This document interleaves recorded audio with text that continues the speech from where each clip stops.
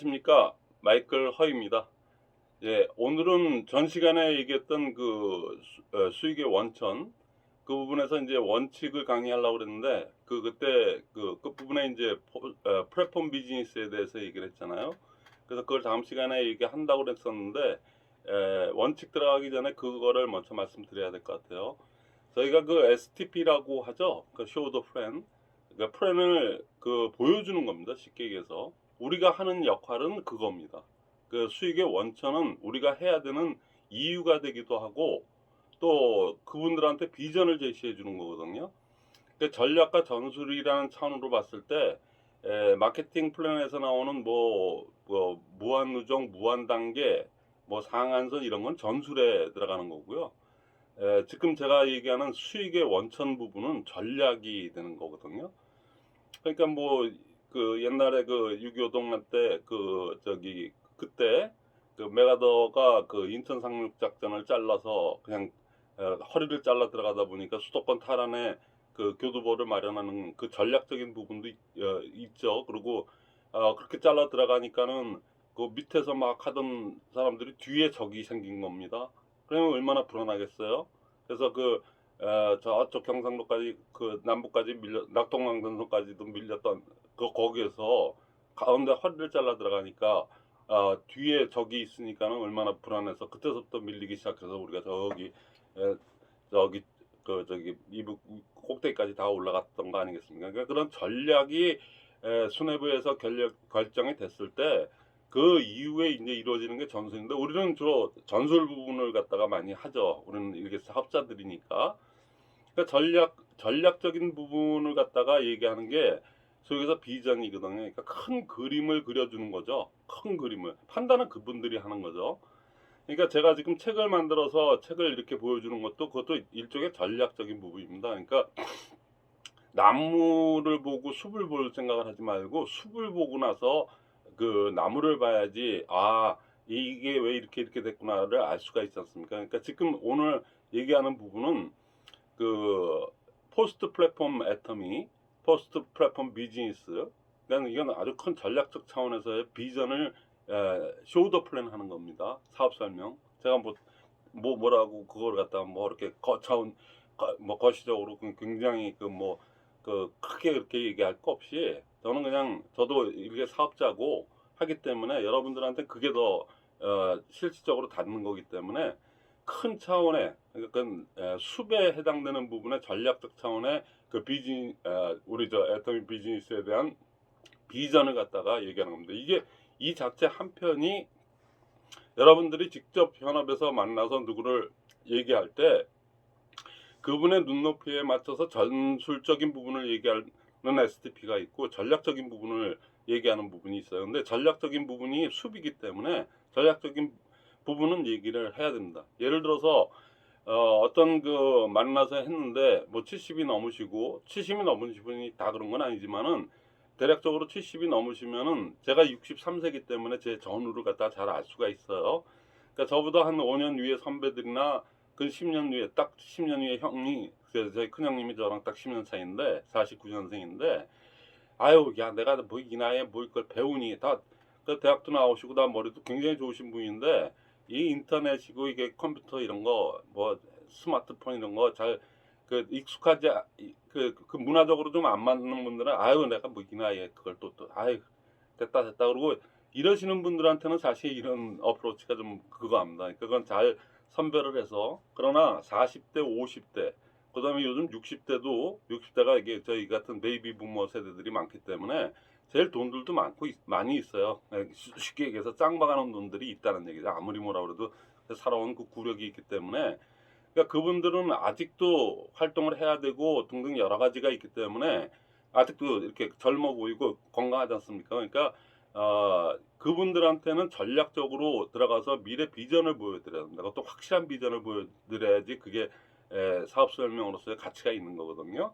그래서 오늘은 그 수익의 원천과 관련돼서 그게 전략적인 차원에서의 그 큰 의미의 그 숲과 같은 사업 설명입니다. 전 시간에 얘기했듯이 수익의 원천은 유통비용, 광고비용 10%를 줄이고 60%를 줄이고 그거를 35% 법정 범위 내에서 우리한테 풀어준다는 얘기거든요.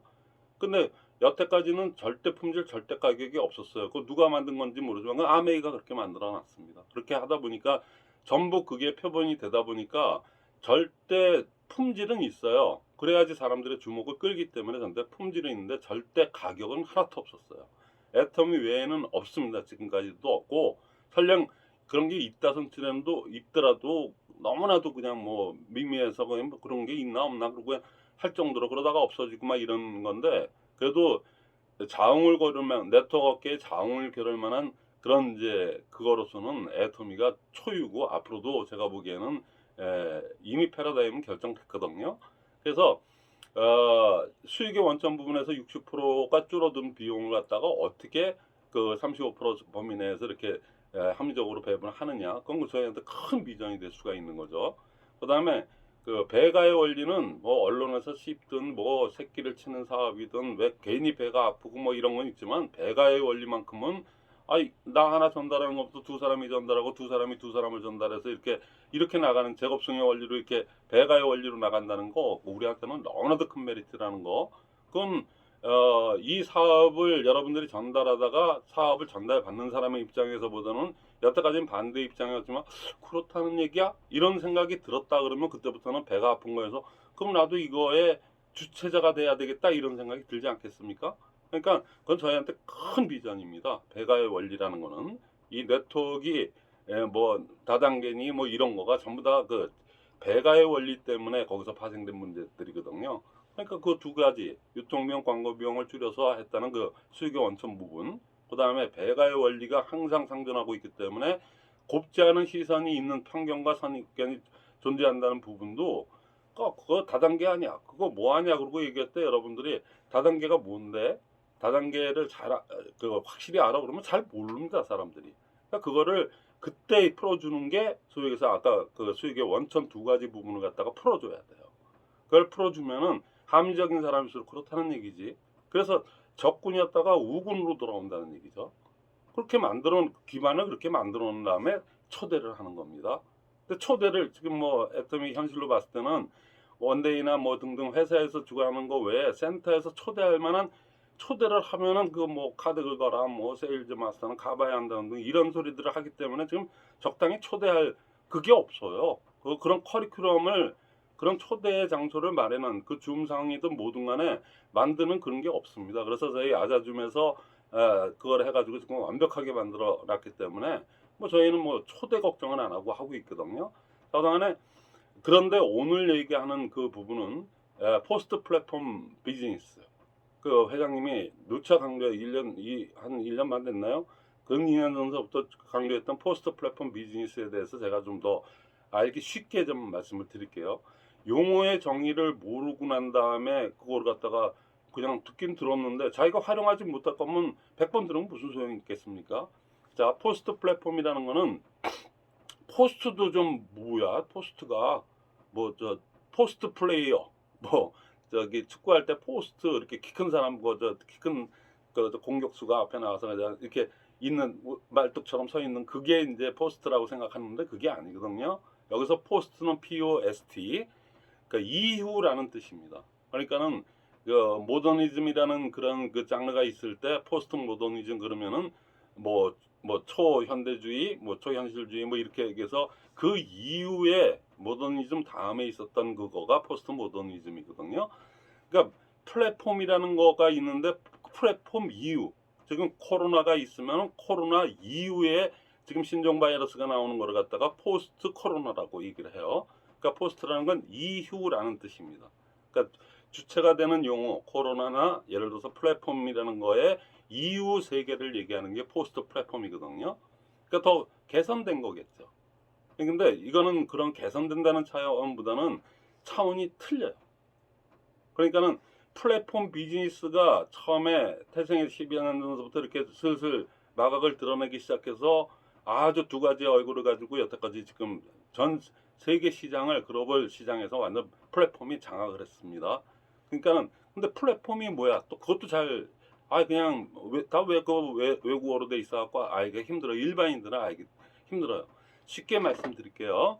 일반인들이. 그리고 여러분들이 사업 설명회에서 가서 이렇게 설명할 때도 플랫폼 그러면 일반인들 잘 모릅니다. 그러니까는 또 나이 5, 60 이렇게 또 40 이상 이렇게 50 이상 이렇게 넘어가고 그러면 그래 그런 게 있나 보다 그런 거지. 그게 뭐 아마존 같은 게 플랫폼 아니야? 구글 같은 건 뭐 이런 것들이 그런 거 아니야? 뭐 이 정도지. 그렇게 정확하게 알고 있질 않아요. 젊은 사람들은 30, 40대들은 그 의미를 정확히 그거에 대해서 설명은 못해도 의미들은 다 알고 있거든요. 근데 그 설명을 못해요. 그래서 좀 그렇게 쉬운 건 아닌데 아주 오늘은 쉽게 제가 말씀을 드릴게요. 플랫폼이라는 거는 쉽게 얘기하면 승강장입니다. 승강장 여러분들 가시면 어때요? 그 저기 인포공항, 인천 국제공항이라든가 뭐 이런 데들 서울역 큰 광장이나 이런 데 가보면은 거기에 뭐 이렇게 우리가 뭐 차 타고 아니면 비행기 타고 어디 가려고 거기를 가는 건데 거기에는 수많은 사람들이 많이 있어요. 어마어마한 사람들이 많이 왔다 갔다 하죠. 무슨 목적을 가지고 왔든 여행의 목적이든 뭐든 무지 많은데 거기에 가보면 그것만 있습니까? 그 넓은데 거기에 온통 광고판에 그냥 다 사람이 많이 모이는 곳에는 광고판이 없을 수가 없어요. 요즘 다 이렇게 돼 있지 않습니까? 그럼 뭐 1년 그거 하는데 몇십억씩을 내야 되고 막 그런다고 그래요. 그러니까 그렇게 해서 그 사람들이 많이 모이는 데는 돈이 있기 때문에 돈을 움직일 수 있는 어떤 그 에너지가 있기 때문에 거기에는 광고판들이 많이 붙게 돼 있어요. 그래서 그런 데를 갖다가 승강장이라고 합니다. 그걸 플랫폼이라고 그래요. 그거를 우리 지금 IT 이쪽 비즈니스 쪽에서 그 용어를 플랫폼이 사람들이 많이 다니고 그 구조가 똑같기 때문에 플랫폼이라고 이름을 진 거예요. 우리말로 하면 그냥 승강장이라고 생각하시면 됩니다. 자, 근데 그 플랫폼을 구성하려면은 그 요즘 다 IT로 이렇게 다 전부 다 스마트폰으로 다 해갖고 초연결 사회에서 다 연결이 스마트폰 하나로 안 되는 게 없지 않습니까? 그러니까 그 초연결 사회에서 그 메커니즘인 그 스마트폰을 이용한 거를 갖다가 마케팅 학자들이 다 이렇게 연구를 해서 플랫폼이라는 용어를 지면서 그거가 구성하는 구성 요소가 있습니다. 그러니까 여러분들 많이 들었는데 그것도 영어예요. 컨텐츠라고 합니다. 우리나라로 얘기하면 내용, 목차. 근데 사실은 IT 업계에서 쓰는 그 컨텐츠 하는 거는 저기에서 재밌거리, 관심거리.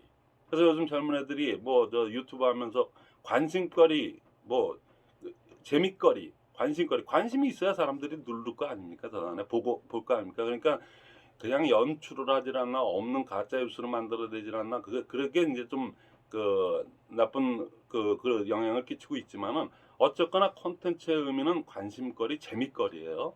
그러니까 그거를 구성하는 내용, 뭐 목차 뭐 이렇게도 표현을 할 수가 있겠죠. 근데 어쨌거나 재밌거리, 관심거리입니다. 한 네 자로 그냥 딱 그러다면 관심거리가 가장 사람들의 관심을 끌 수 있는 그 콘텐츠가 뭐냐? 저 마이크로가 지금 이 콘텐츠, 여기서 시스템이라는 콘텐츠를 가지고 그 지금 직급 도전 프레임 때문에 시스템이 없어요. 시스템을 갖다가 아주 직급 도전의 그걸로 굉장히 지금 아주 그렇게 포장을 해가지고 결국에는 암암리에 그들이 떳떳하다면은 다 그냥 떠들면서 저처럼 나와서 유튜브에서 이렇게 그냥 설명까지 해가면서 자 세일즈 마스터는 가봐야 하는 거야. 다 가본 사람들이 다 똑같은 얘기 하거든. 그러니까 그게 시스템으로 굳혀진 거야. 이렇게 얘기할 텐데 다 쉬쉬거리고 숨어서 하는 거는 뭐냐면은 그건 정당치 못하기 때문에 자기네들이 하는 게 협잡이고 사기라는 걸 알기 때문에 대놓고 그럴 수는 없어. 나 사기꾼이요, 나 협잡꾼이요. 이제는 뭐 혼자도 아니라서 여러 사람이 같이 그냥 짜고 치는 고스톱처럼 분위기 그렇게 조성하고 하는 그게 협잡이지 뭡니까? 그러니까 그렇듯이 마이크로가 지금 이렇게 얘기하는 그거 시스템에 대해서 정통 시스템 그리고 제대로 가는 시스템을 얘기하는 그게 저는 콘텐츠입니다. 제가 얘기하는 네트워크 시스템이라는 게 저의 콘텐츠예요. 그러니까는 제 그거는 지금 2만 5천 명 정도 보고 있는 진정 사업자 중에 5천 명이 저한테 관심을 갖고 구독이 돼 있는 거죠. 전 더 이상 보지 않습니다. 뭐 저 외연이 확대돼서 이제 글로벌 매출이 더 커지는 시점이 됐지 않습니까? 이미 커졌고. 그러니까 그렇게 됐을 때 이제 점점 이 시스템 컨텐츠를 갖다가 알아주는 사람들이 많아지겠죠. 그럼 늘지 모르지만은 지금은 이미 직급 도전 프레임으로 가는 사람들은 마이크로 꺼 보지도 말아라 뭐 어쩌고 별의별 차단을 다 하고 그냥 그렇게 해서 저는 요 선에서 한 5천 명의 구독자들만 제대로 알아서 그분들이 파레토의 20대 80에 그거에 정확히 맞아 들어가요. 한 20% 정도가 제대로 제 시스템을 갖다가 그 이해하시고 하시는 분, 또 그다음에 하려고 노력하시는 분들, 절대로 직급 도전 프레임에는 상식적으로도 안 맞고 안 하겠다는 분들이 한 저는 20% 정도로 보고 있어요. 그래서 딱 5천 명. 그냥 더 늘거나 뭐 이것도 없습니다. 줄지도 않아요. 그냥 그 정도로 가는 것만 해도 저는 제 콘텐츠의 성격상 그렇다는 얘기거든요. 그래서 컨텐츠라는 거는 그 내용 목자 관심거리입니다. 그 관심거리가 없으면은 플랫폼으로 구성이 되질 않아요. 그러니까 거기 가기 전에 한 단계가 더 있습니다. 자, 관심거리가 있어야 되죠. 그게 콘텐츠죠. 자, 쉽게 말씀드릴게요. 요즘 아주 핫 이슈로 얘기하는 쿠팡 예를 들면은 뭐 옛날 뭐 카카오톡 얘기 안 해도 될 것 같아요.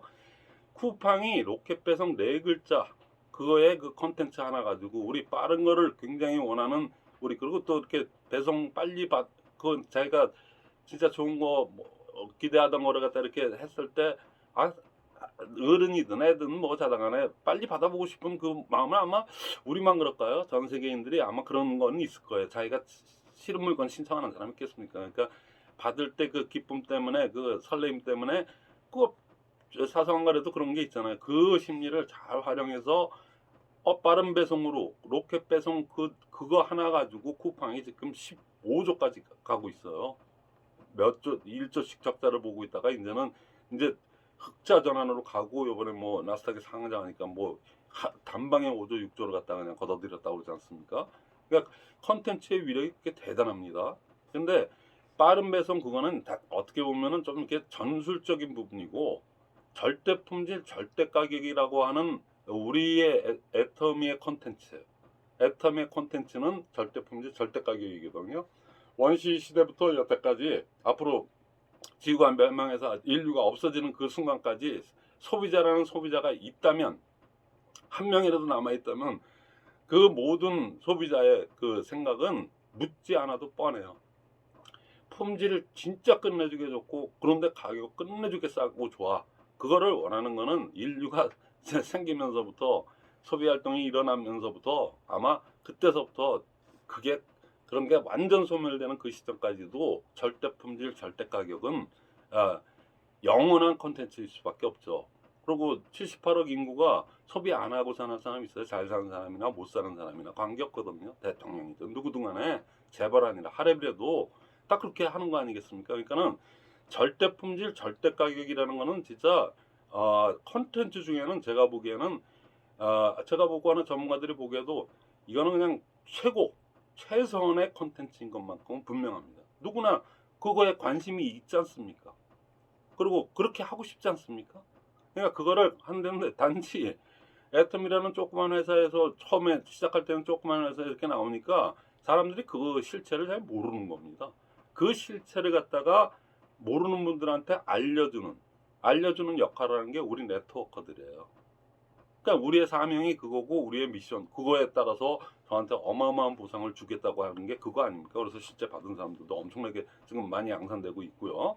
그러니까는 그 콘텐츠는 그 빠른 배송 그거는 아주 지엽적인 어떤 뭐 한 부분을 건드린 것뿐인데 우리는 근본적인 부분을 건드린 아주 지고지선의 콘텐츠이죠. 그런 게 사실상 없어서 그렇지. 근데 애터미는 그거를 실현을 했어요.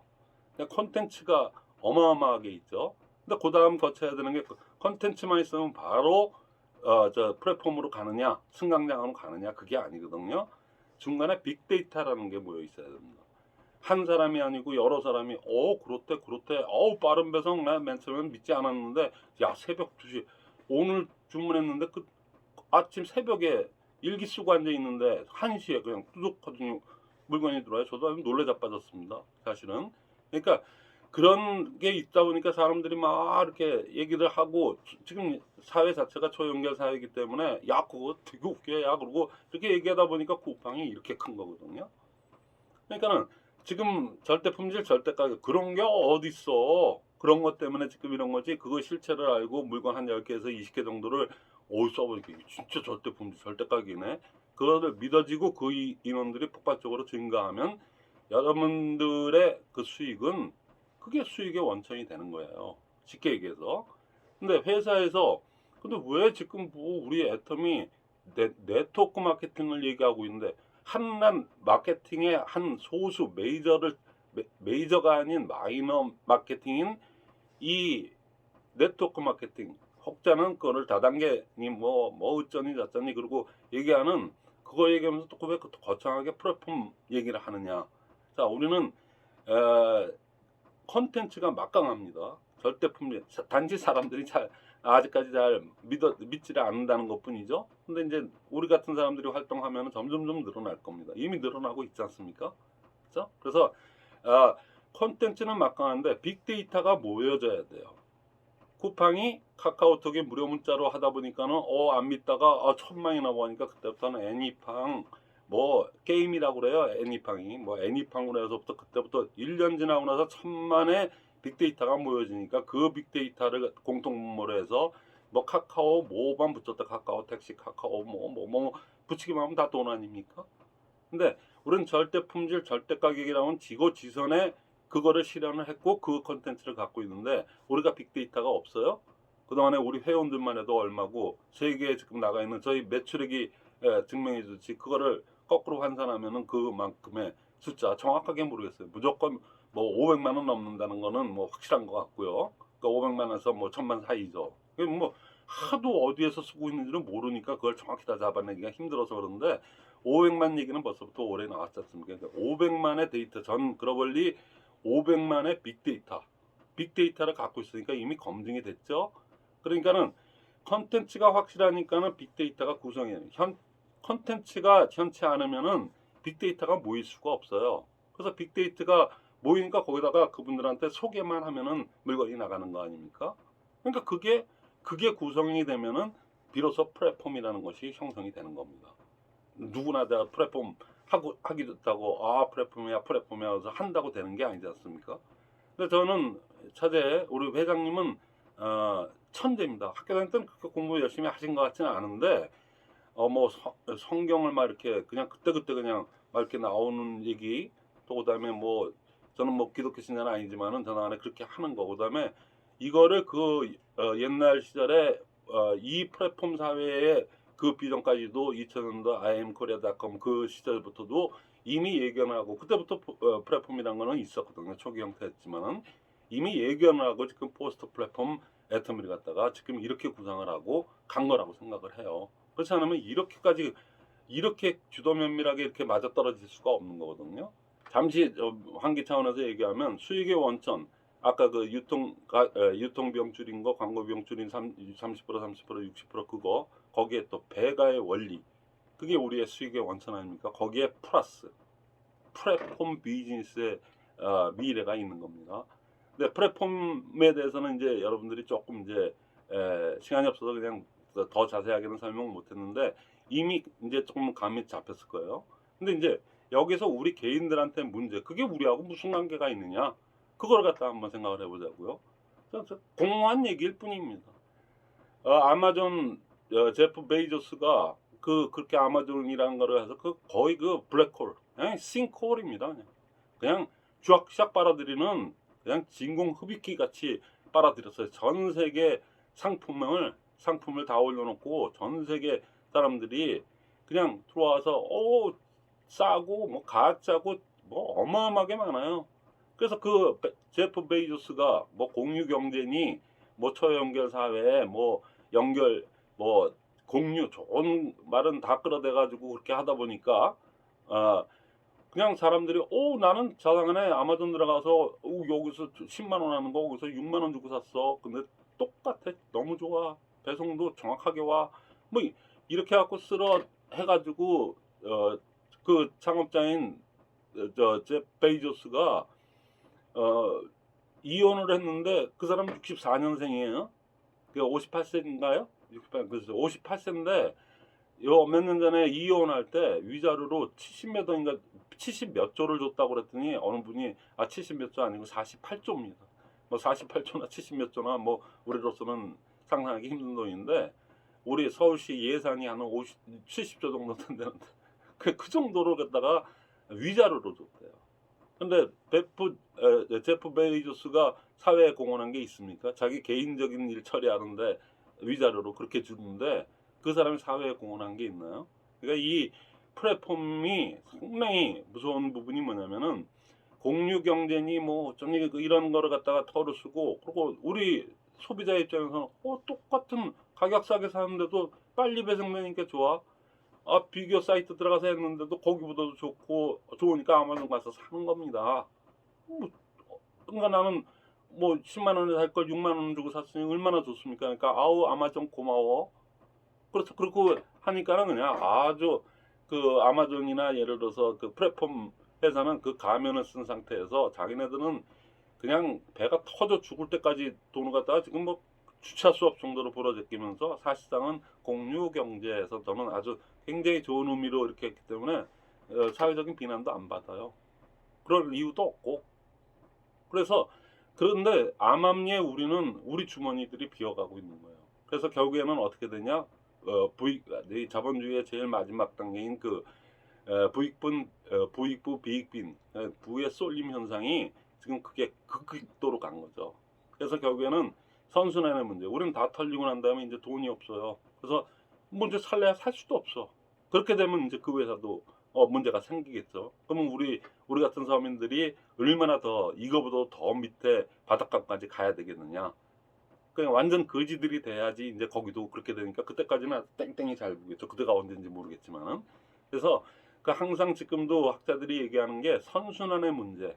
그러니까 너무 쏠림 현상이 강하기 때문에 우리는 뭣도 모르고 4만 원 싸게 사니까 좋아 그러고 이렇게 가서 사고 거기를 자랑하고 그러는데 우리한테 들어오는 건 아무것도 없어요. 우리는 그냥 쓸 뿐이에요. 그런 이제 플랫폼 이거 설명할 때 얘기할 때 우리는 터미널, 회장님이 주로 쓰는 터미널, 그다음에 이제 그 단말기라는 거 있죠. 우리는 터미널 종착역일 뿐이고 우리는 단말기예요. 끝입니다, 그걸로. 우리 선에서 끝나버리는 거지. 그거 가지고 그거에서 생산을, 우리는 소비의 주체일 뿐 생산을 할 수 없는 단말기를 갖고 다니는 사람들이에요. 그러니까 터미널, 이게 터미널일 뿐이에요. 근데 중간 허브 역할을 하는, 그리고 우리 단말기가 그냥 우리로서 끝나는 게 아니고 여기에서 생산을 하네. 프로수머의 개념으로 생산을 하는, 그냥 일개 단말기로서 끝에 종착역인 단말기가 아니고 이거를 가지고 거꾸로 회전을 해서 생산을 할 수 있는 그 권한을 준 게 소위 얘기해서 오늘 얘기하는 포스트 플랫폼 애터미를 얘기하는 겁니다. 회사는 이게 또 네트워크 구조로 돼 있기 때문에 회원번호가 부여됐어요. 거기다가 자연스럽게 그분들한테 허브, 그러니까 그 중간 유통 브릿지를 할 수 있는 그 역할을 갖다가 부여를 했습니다. 그러니까 우리는 큰 애텀이라고 하는 큰 플랫폼 하에 각자의 퍼스널 플랫폼이 10원 한 장 안 들이고 우리는 이미 또 오래 하신 분은 오래 하신 분일수록 더 먼저 받아서 그 권한을 더 많이 누리는 거고, 또 늦게 하신 분들은 또 그만큼. 그러나 지금 모르는 분이 더 많잖아요. 99점 몇 프로가 모르는 분이 많으니까 그분들은 그냥 오로지 단말기 가지고 내가 쓰는 주체로서 그걸로 끝. 근데 우리는 거기서 회전을 해서 그게 거기에 PB가 붙어서 그게 35% 선에서 우리한테 나눠주는 그게 된다는 얘기죠. 그러면 아까 전 나이 얘기들 많이 하고 그랬는데, 아이 난 이렇게 살다가 죽을래, 뭐 아유 내가 이 나이에 뭘 하리 이러면 모르지만은 아직 60대까지 뭐 70대도 아주 세련된 분들, 그리고 그러신 분들, 그분들은 이 부분을 잘 얘기해야 돼요. 자, 이제는 광고 비용, 유통 비용, 그 전통적인 그거는 지금도 계속 존재하고 있으니까 그 부분을 갖다가 제품질은 높이고 그래서 35% 법정 면에서 준다. 그 다음에 배가에 올리기 때문에 나 하나 전달하는 것보다는 두 사람, 네 사람이 이렇게 전달해 가면은 훨씬 더 전달이 효과가 배가가 될 거 아니냐? 그게 나한테 나쁠 게 뭐가 있냐? 너무나도 좋지 않냐? 근데 그것도 옛날 구닥다리식으로 그냥 이구지구 그냥 트렁크에다 넣고 가서 칫솔 하나 배달한다고 차비가 10배가 더 드는 거, 그거를 하는 게 아니고 이제는 스마트폰 하나 가지고 모든 거를 갖다가 연결만 하면 되지 않습니까? 연결만 하면 거기에 다 이렇게 돼서 우리는 우리의 터미널이 아니고 우리가 중간에 허브 역할을 할 수 있는 우리 개인 플랫폼들을 갖고 있다는 거. 우리 개인이 어떻게 플랫폼을 만들어요? 콘텐츠를 구상도 못하고, 그리고 또 그런 빅데이터를 구성한 거를 슈퍼컴퓨터를 돌려가면서 그래갖고 그 플랫폼을 구축을 하고 그걸 또 사람들한테 그 모든 일을 갖다가 회사에서 다 해주는데 우리는 그 중간에 한 명의 그 대리점식 쉽게 얘기하면 그렇게 되는 거죠. 그냥 그런 식으로 한다는 거니까 이건 지금 비전 부분에서 아까 그 수익의 원천에 있는 두 가지의 전통적인 그거에다가 이제는 플랫폼 비즈니스의 권한까지도 우리는 당당히 회원가입함과 동시에 우리는 그렇게 했다는 얘기죠. 그러니까 이거는 큰 겁니다. 그래서 남들한테도 이렇게 얘기할 때, 자, 마케팅 그 사업 설명하는 기법 여러 가지 뭐 이렇게 많이 설명하시는 분이 있는데, 사람들은 그 세일즈 이것도 일종의 세일즈니까 마케팅의 가장 그거는 사람들의 기대 심리와 불안 심리를 갖다가 얼만큼 7대3으로 섞느냐 5대3으로 그 스피치 멘트 속에다가 섞느냐에 따라서 그 사람이 세일즈 왕이 되느냐, 또 아니면 맨날 나는 보호망은 맨날 박수나 쳐주는 사람, 나는 유명 네트워커 뭐 나는 맨날 박수나 쳐주는 사람이 되느냐 아니냐의 차이는 거기서 달려 있어요. 그러니까는 사람들한테 그 사업 설명을 할 때 항상 그 말 속에 녹아 있는 그 기대 심리와 그건 사람마다 다 틀립니다. 누구한테 전달하느냐에 따라서 그 내용을 어떤 거를 삽입해서 넣을 것인가. 그래서 그거를 어떻게 버무려서 기대 심리와 그 불안 심리를 갖다가 경중을 잘 따져서 그거를 갖다가 말 속에 녹여서 그 사람한테 짧은 시간에 빨리 알아듣게 이렇게 하는 거가 그게 사업 설명이거든. 그냥 가서 그냥 제품 좋아 뭐 좋아 이거가 아니에요. 옛날도 그게 아니었고 지금 더더욱 아니거든요. 그러니까 그거는 뭐냐면 그분들한테 자 불안 심리를 자극하는 게 현실 점검입니다.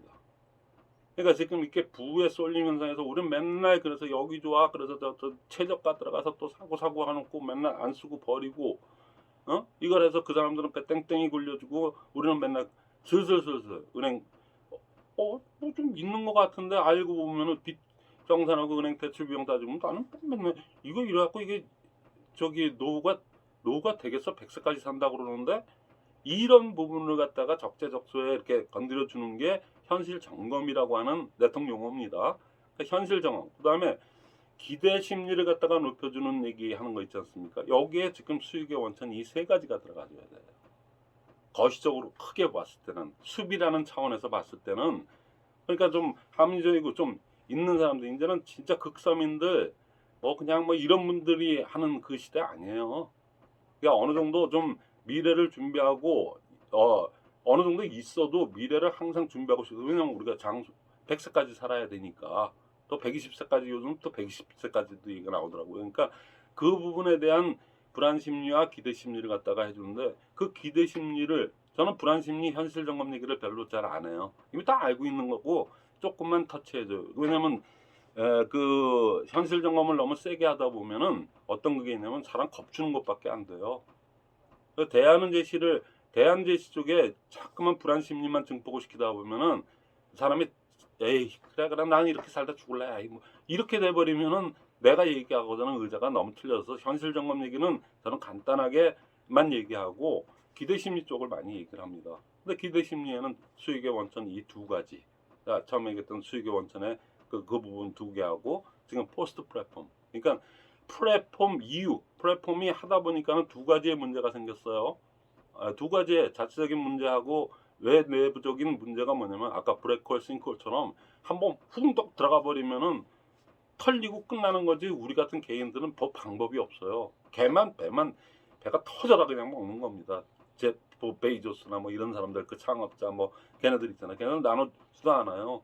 요즘 뭐 유명 뭐 포탈을 갖고 있는 그런 회사에서 얼마나 직원들 괴롭혀갖고 거기서 과로사하고 뭐 그 착취 그 IT 업체도 그런 짓거리를 하더라고요. 그래서 그런 거 요즘 많이 언론에 나오지 않습니까? 그러니까 배가 땡땡해지면은 윤리의식도 없어지나 봐.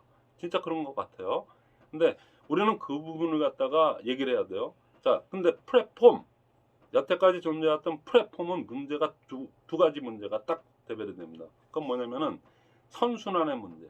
부의 쏠림 형성이 강하다 보니까는 배가 터져 죽는 너무 배가 불러가지고 이연 비용만 50조를 갖다가 쓰는 그런 사람이 생기지 않나. 지금 50조는커녕 5만 원도 없어갖고 헥헥거리는 그런 사람들이 몇 프로, 90%, 99% 이상 이런 부의 쏠림 현상이 너무나도 전 세계적으로 지금 진행되고 있기 때문에 이건 상당한 문제가 될 수밖에 없죠.